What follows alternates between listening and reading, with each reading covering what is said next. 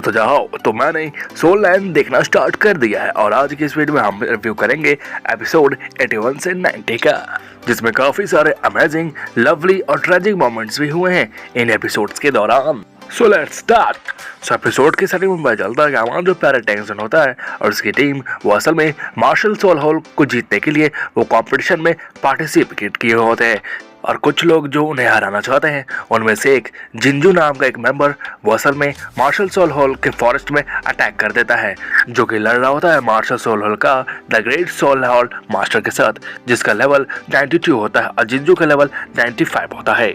Soul hall master को पता था कि वो जिंजू को हरा नहीं पाएगा, लेकिन वो बस उसे सोल हॉल फॉरेस्ट से दूर करना चाहता था जिससे कि ज्यादा हानि नहीं हो, और वैसा होता भी है। वो उसे और दूर ले जाता है जिससे कि मार्शल सोल हॉल कंपटीशन में किसी भी तरह की रुकावट पैदा ना हो।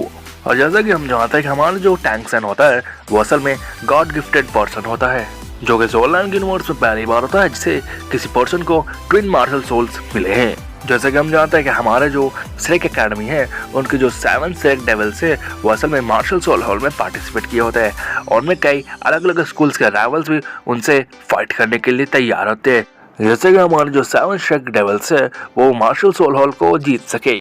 आगे उनके साथ सोलन के दो बहुत ही बड़े और मेजर स्कूल राइवल्स के साथ होने वाले हैं, जो कि हैं ब्रैक और वेसल टीम्स। और इसी की वजह से हमारा जो टैंक सन है वो काफी निराश होता है, क्योंकि वो जानता है कि वो ब्रैक और वेसल टीम को वैसे नहीं हरा सकता, उसे अपनी फुल पोटेंशियल से अपनी पूरी ताकत लगा के उनसे जीतना होगा, जिसके लिए हमारा जो टैंक सन है उसे अपने ट्विन मार्शल सोल्स को और ज्यादा उनके स्किल्स को इनहैंस करना होगा, जिससे कि वो उनके फुल पोटेंशियल को यूज कर पाए, जिससे कि वो मार्शल सोल हॉल में जीत पाए, जिसमें टैंक सन का साथ दे रहे थे the great soul hall master. जैसे कि हम जानते हैं कि हमारे जो टैंक सन के पास है उसके पास ट्विन मार्शल सोल्स जिसमें हाउतियन हैमर और पर्पल सिल्वर प्लांट है। टैंक सन हाउतियन हैमर को यूज नहीं करता, वो जानता है कि वो उसकी मजबूरी है, लोग उसके बारे में जान जाएंगे, लेकिन वो जब वो ये भी जानता है कि हाउतियन हैमर की असल पावर को वो कैपेबिलिटी से यूज कर सकता है, लेकिन ब्लू सिल्वर प्लांट जो कि सभी लोग उसके बारे में जानते हैं वो उसको पूरी तरह से यूज नहीं कर पाता, पता नहीं क्या दिक्कत उसके सामने आती है। इसलिए वो और the great soul hall master दोनों मिलकर ब्लू सिल्वर प्लांट के लिए कुछ न्यू स्किल्स भी डेवलप करने की कोशिश करते हैं और वो इनमें सक्सेड भी हो जाता है। उसने ब्लू सिल्वर प्लांट से म्यूटेंट्स की स्किल कैसे यूज करते हैं ये टैंक सन सीख चुका था, जिसको वो ब्रैक टीम के साथ अपने मैच में उनके खिलाफ यूज करने वाला था। सो जल्दी ब्रैक वेसल के साथ हमारी श्रेक एकेडमी का फाइट होने वाला होता, लेकिन उससे पहले टैंक सन के साथ और ब्रैक वेसल के एक मेंबर के साथ हमारा टैंक सन का पंगा क्रिएट होने लगता है। सो फाइट स्टार्ट होती है। जब वो फाइट करता है पहली फाइट शाओ और ब्रैक वाली के एक मेंबर के साथ होती है, जिसमें लोगों को लग रहा था कि हमारी शाओ बहुत ही कमजोर है, वो जीतने नहीं पाएगी, लेकिन हम सभी जानते हैं उसके लवली अटैक्स उसके लिए काफी ज्यादा एडवांटेज होते हैं। हमारी जो प्यारी शो होता है उसने असल में लव हेलुसिनेशन और वर्चुअल इमेजिनरी टेक्निक से वो उसे हरा देती है, जो कि लोग देखे काफी अचंभित हो जाते हैं। असल में जब आप ये मैच देखेंगे तो आपको लगेगा ब्रैक टीम ज्यादा उतनी ताकतवर नहीं है जैसा हम पहले सोच रहे थे। हमारी जो श्रेक एकेडमी होती है उसे काफी इजीली उनके मेंबर्स को हरा देते हैं। आप सोच रहे हैं कि आखिर इसमें पंगा क्रिएट होता किसके साथ है? असल में इसमें पंगा हमारी जो ब्रैक एकेडमी है उसकी लीडर के साथ हमारे टैंक सन का पंगा होता है।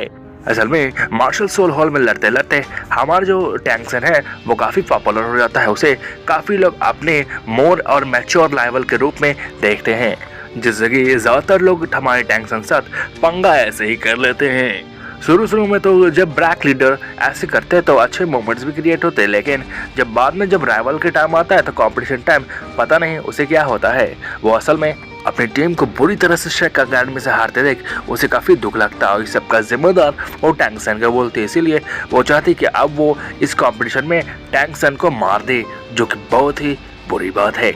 राइवलरी अच्छी टेक्निक से सीखने के लिए होते हैं, अपने राइवल को जानने के लिए होते हैं, ये तो काफी जोशीली लगती है। सो आगे के एपिसोड में जब टैंक सन हमारे ब्रैक लीडर से लड़ता है तो दोनों का अपने आप को एक दूसरे से अच्छी टक्कर दे रहे हैं।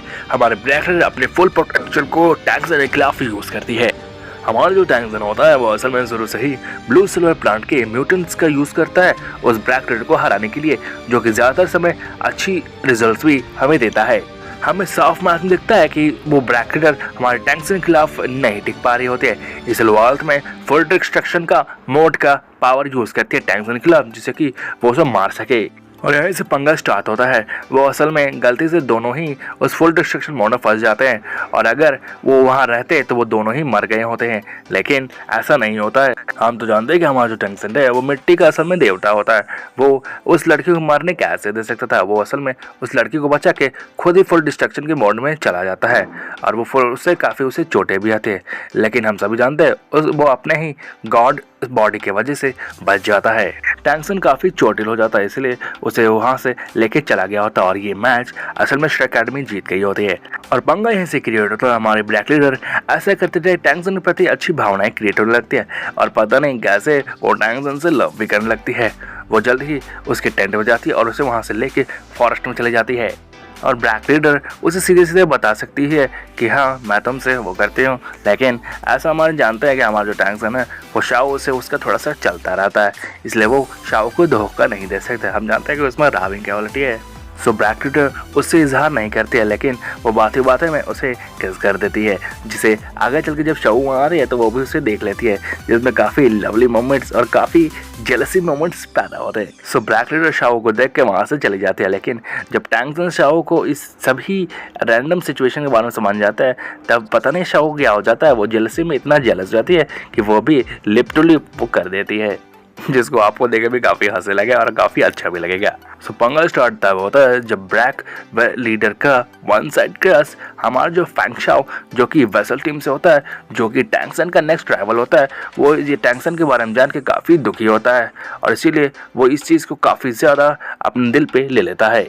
फैंग शाओ को लग रहा होता है कि असल में उसकी जो सपनों की रानी होती है वो असल में टैंगसन की महारानी होने वाली होती है, जो कि हम सभी जानते हैं इट्स जस्ट मिसअंडरस्टैंडिंग। एक चीज़ आपको जो है काफ़ी अच्छा लगेगा, जो हमारी शाओ होती है वो इस सब मैटर के बारे में टैंगसन में काफ़ी ज़्यादा हाईली बिलीव लगती है। उसे पता है कि टैंगसन कभी भी उसे धोखा नहीं दे सकता है and we know that's why we love सोलन इन टैंगसन एंड शाओ।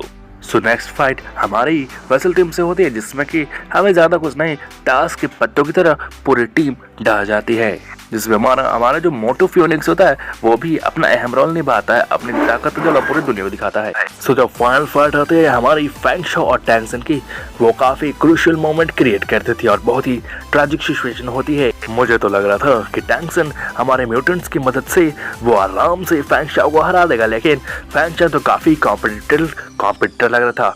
दोनों तरफ से काफ़ी अच्छे टेक्निक्स आपको देखने को मिलेंगे मैच के दौरान। हमारा दिल जला दिल आशिक दीवाना फैंग शाओ वो पूरी तरह से बदला लेने के तौर पे था टैंगसन के, और इसी मैच के दौरान हमारे टैंगसन का मोस्ट क्रूशियल मोमेंट यहाँ पर सामने आता है। ब्लू सिल्वर प्लांट के म्यूटेंट्स या उसके कोई भी स्किल वो फैंग शाओ के खिलाफ असरदार बिल्कुल नहीं था।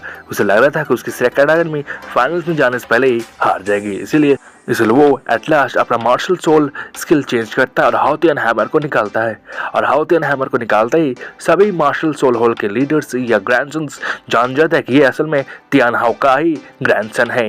वैसे तो वो हाओतियन हैमर से इजीली फैंग शाओ को हरा देता है और ये मैच श्रेक अकेडमी जीत जाती है और फाइनल्स की और हमारा एक कदम और आगे बढ़ जाता है।